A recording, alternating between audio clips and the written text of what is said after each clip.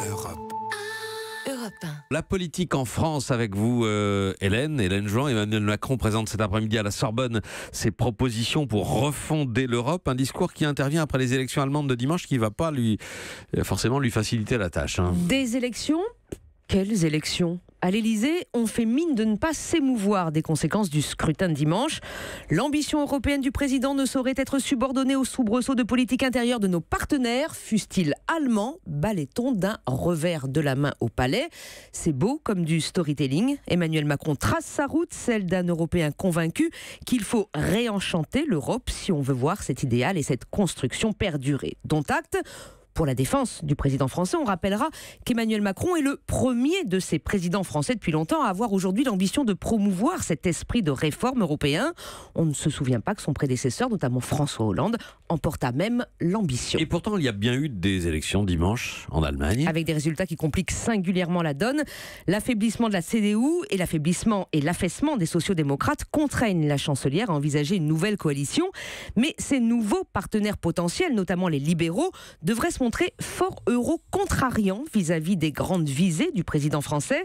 Un ministre des Finances de la zone euro avec un budget de plusieurs dizaines de milliards avait déjà fait tiquer la chancelière. De telles propositions n'ont aucune chance d'être avalisées par le FDP.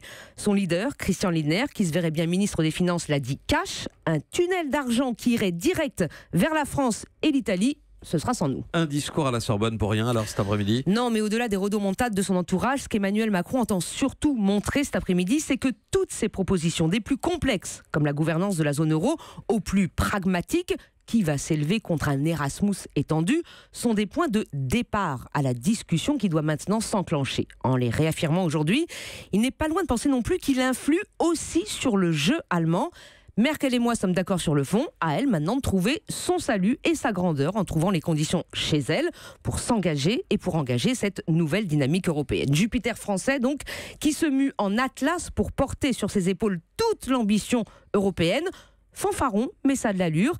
Il reste maintenant à Emmanuel Macron à prouver que sa parole soit un peu auto-réalisatrice, sinon sa posture volontariste, même sur la scène nationale, pourrait en être bousculée. Hélène Jouan, Vincent. La réforme de la zone euro, plus d'intégration avec l'Allemagne, c'était la clé de voûte de la politique européenne d'Emmanuel Macron. Ça tombe à l'eau, visiblement. Qu'est-ce qui peut le remplacer ? Qu'est-ce qui peut mettre à la place ? Il y a quand même non, mais il y a quand même toutes les réformes économiques qu'on n'a pas faites depuis 30 ans, les retraites, le chômage, l'assurance chômage, le droit du travail, la formation et toutes ces réformes, on peut considérer que ça n'est pas pour l'Europe qu'on les fait, c'est pour la France. Donc réformer la France, c'est déjà un sacré défi par ailleurs pour Emmanuel Macron. Mais c'est aussi un gage qu'on donne effectivement aux Allemands notamment pour leur montrer qu'on est capable de faire ces réformes-là et éventuellement après de pouvoir leur réclamer, si je puis dire, une gouvernance différente effectivement de la zone euro. Voilà, donc ça sert aussi à ça. Voilà, vous voyez, on devient sérieux, mais c'est bien d'être sérieux par ailleurs. Europe 1.